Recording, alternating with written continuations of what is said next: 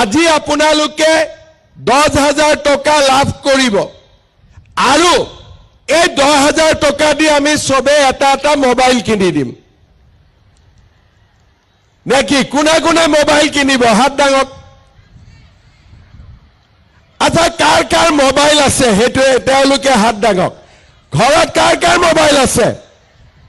বাপৰে এফালে মোবাইল আছে ইমান মোবাইল আছে তেতিয়ালে মোবাইল কিনিব নালাগে এই 10,000 টকা দি আমি বজাৰ কৰি লম হ'ব আচ্ছা এতিয়া আমি মোবাইলো নিকিনো আমি বজাৰো নকৰো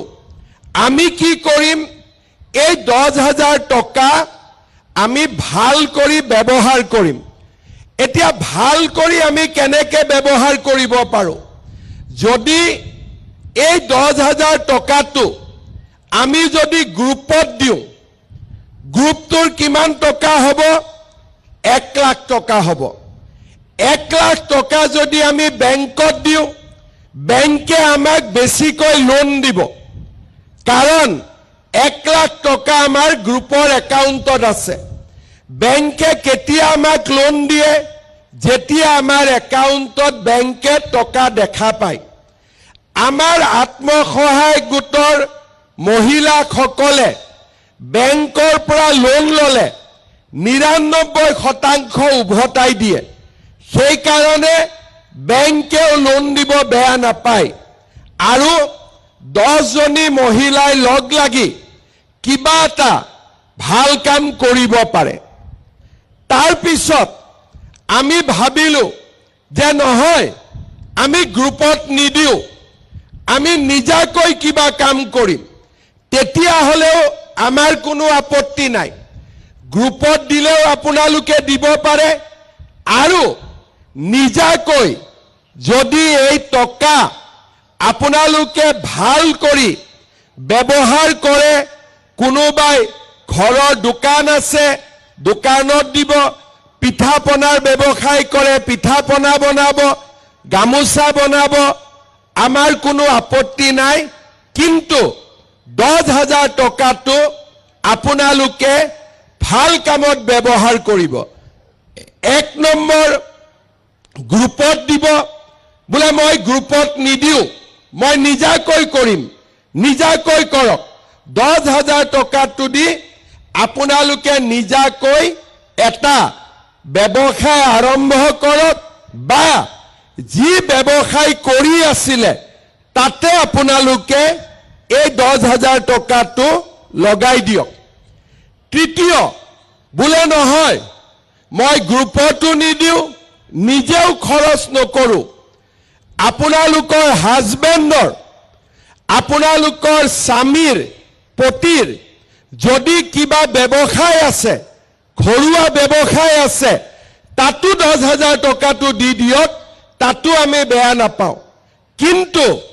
এই 10,000 টকাটো আপোনালোকে গ্ৰুপত দিয়ক নিজে খৰচ কৰক নহলে স্বামীৰ ব্যৱসায়ত দিয়ক 1 বছৰ পিছত আমি আপোনালোকক সুধিম যে এই টকাটো বাইদেউ আপুনি ক'ত ব্যৱহাৰ কৰিলে বোলে মই গ্ৰুপত দিছিলো গ্ৰুপে এতিয়া ভাল ব্যৱসায় কৰে আপত্তি নাই বোলে মই ঘৰত গাহৰি পুহিলো মই ঘৰত পিঠা পনা বনালো মই মোৰ ঘৰত মুৰ্গী হাঁহৰ ব্যৱসায় কৰিলো গামোচা বনালো আমাৰ কোনো কথা নাই বোলে মই একো কৰা নাই কিন্তু মোৰ স্বামীৰ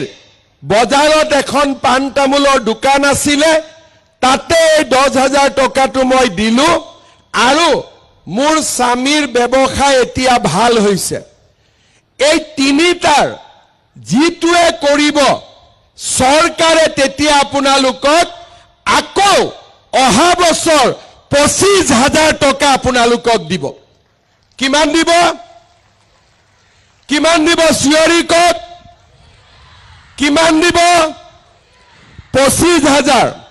এই 25,000ৰ 12,000 বেংকৰ পৰা দিম আৰু 13,000 আমি এনেকে আপোনালোকক মিটিং কৰি দিম 25,000 টকা হ'ল তাৰ পিছত 25,000 টকা যেতিয়া আৰু ভালকৈ খৰচ কৰিব তৃতীয় বছৰত আমি আপোনালোকক বেংকৰ পৰা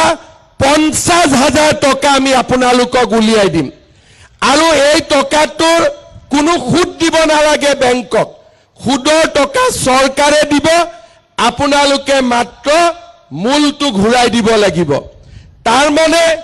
10,000 পালো 25,000 পালো 50,000 পালো এই আমাৰ সৰ্বমুঠ চৰকাৰৰ পৰা আমি 85,000 টকা আমি পাব পাৰিম কিন্তু 10,000 টকাটোলৈ যোনে মোবাইল কিনি দিব যোনে বেলেগ কামত খৰচ কৰি দিব তেওঁলোকে কিন্তু 25,000 লৈকে প্ৰমোশন নাপাব সেই কাৰণে আমি আপোনালোকক 3 দিনৰ ট্ৰেনিংও দিম আপোনালোকে খুব ধুনীয়া কৰি এই 10,000 টকাটোৰ ব্যৱহাৰ কৰিব আৰু আপোনালোকে 25,000 টকা পাবৰ কাৰণে আপোনালোকে আগবাঢ়ি যাব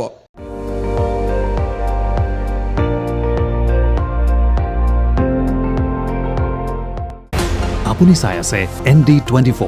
সৰ্বশ্ৰেষ্ঠ নহয় সৰ্বোত্তমৰ দৌৰ